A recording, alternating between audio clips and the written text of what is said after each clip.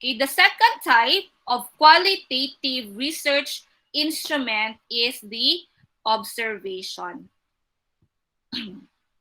So we have here observation. It's watching what people do.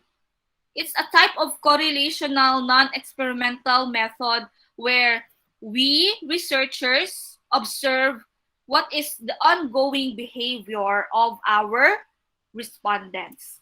So we have structured observation, we have naturalistic observation, and we have participant observation. So these examples here, they are called direct observation.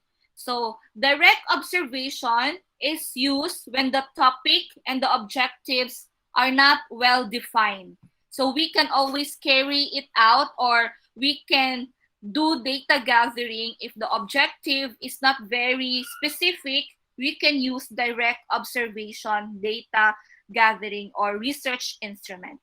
So it is called direct observation because you write down information of a phenomenon or the event or the condition that is taking place, for example, in a community pharmacy, or for example, in the hospital practice at that very moment.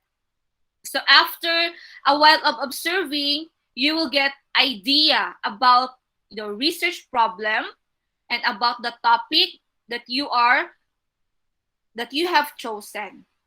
So the direct observation, it begins first with interaction with a phenomenon that being studied. So if you want to study community pharmacies, so you will have to go there to the location and and try to observe the things that are happening inside and outside, the internal environment and the external environment.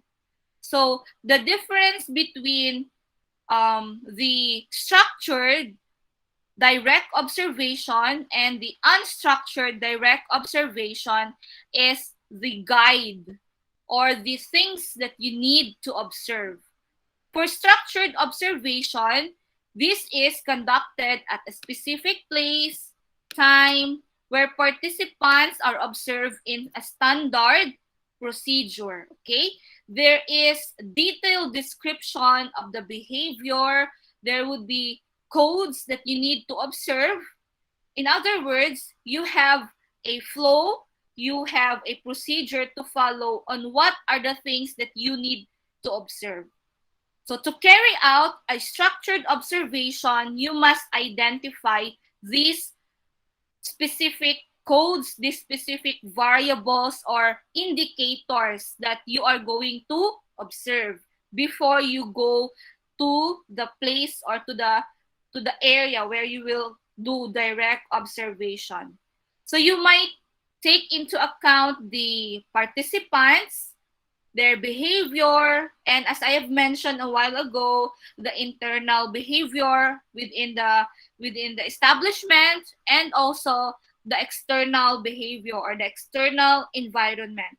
So you might include in the structured observation or on your list the physical movement of these different people around the establishment, on whatever is needed in your variable.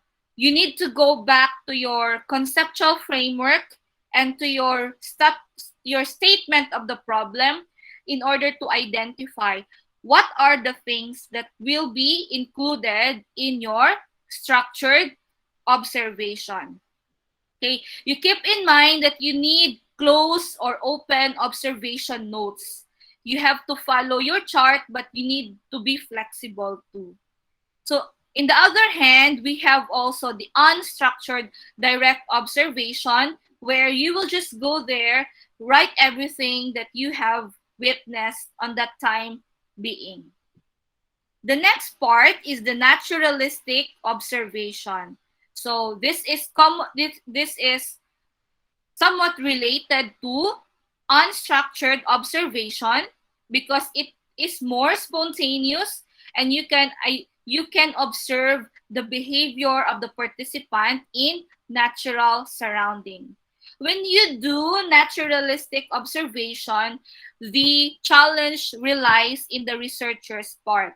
You have to make sure that you blend in. You have to make sure that you do not make your subject or the respondent conscious, okay, so that their natural spontaneous behavior will emerge, will come out. And then we have another thing called participant observation. So participant observation is a variation on natural observation where researchers joins in and becomes part of the group that they are studying to get a deeper insights in their lives. So in other words, participant observation, you as the researcher will do an immersion, you will be part of that phenomenon, and you will become a participant of a certain procedure, you'll become a participant of the certain protocol that you are observing, you will be a participant and you will write your observation during the time being that you are part or you are a participant, a member of their group or a member of their community. Okay, so that is participant observation. So this can be done also in pharmacy practice research, but I doubt it can be applied in our current setting right now because we need to go to the location. So this is not really encouraged at this point due to our protocols.